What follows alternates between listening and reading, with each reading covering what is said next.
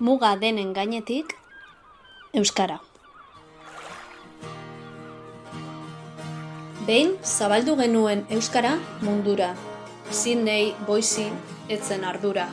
Atzo genion kanpokoari izua, pobreziari, azalari, geuk asmatutako gezurrei izua. Gaur dugu ikara, gerturatzeko erditu gintuen amalurraren gana, lurreratu gintuen amaren gana, ikara gure barne loreak ernetzeko, aurrei behar duten gutxia onartzeko, balkoietako soslaiek epaitzeko. Bihar, baretzen badira demagun, amets itoek malkoka hazitako ozeanoak, erortzen Lesboseko euste horma ustelak eta sendatzen protokoloen ahanzturan txorrota bakarra partekatzen dutenen zornea, orduan baletozkigu etxera, sarri gainera, euskara lukete aukera.